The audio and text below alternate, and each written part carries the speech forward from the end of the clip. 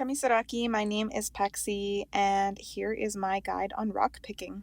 Today I am exploring the Mill Creek Ravine, so let's go. Here's the gear you're gonna need. So first things first, you'll need appropriate clothing for the weather and terrain. As I'm filming this, we are in the final months of winter. Today it feels like minus 12 degrees Celsius outside, and it's pretty slippery, so I have these work boots as well as warm socks, my parka, a toque, and my mitts. You will also need a container to put your rocks in. Make sure to pick a bag or container that seals shut so that you don't lose your rocks on the way back. Finally, I suggest bringing an offering for the earth. I forgot mine today, so I'm going to do that when I get home. If you're not familiar with giving offerings, that's okay. I'll talk more about offerings on our way. So I was going to originally call this video Rock Picking for Dummies, except it turns out that I'm the dummy. It wasn't until I reached the water that I remembered winter means the rocks are covered by snow and ice and the creek is frozen solid. To my surprise, I went walking in an off-leash area and got to meet tons of doggos along the way, so I can't say I'm really that mad about how things turned out. Rockpicking is a great practice in mindfulness and a wonderful way to unplug and connect with our surroundings. Since rocks come from really old mountains and rock formations, they are one of the oldest tangible connections to our ancestors.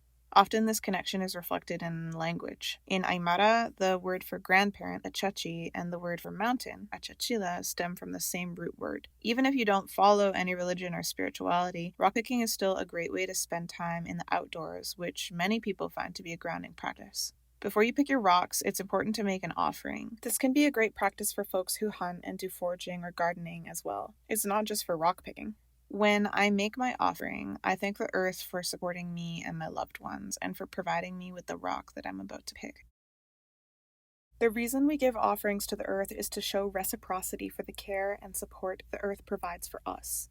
In so-called South America, we often use flowers, candies, uncooked rice, an egg, and even ceremonial alcohol. To my knowledge, folks in this region often use loose tobacco. Regardless of what you choose, make sure it is biodegradable and it won't be causing additional harm to wildlife or the earth. And then it's time to look for a special rock. Sometimes a certain rock will jump out at me, and then I know that that's the one. Other times, I like to pick a handful of rocks and then choose one or two from the pile. You might choose a rock because it has a certain color or a certain shape, or it feels a certain way in the palm of your hand. Either way, listen to your body and trust yourself. If it feels right to you, then it probably is. So what do we do with the rocks once we have them? Well, I like to take mine home and place them on my altar. Sometimes when I need extra support, I choose a rock from my altar and keep it under my pillow or in my pocket throughout the day.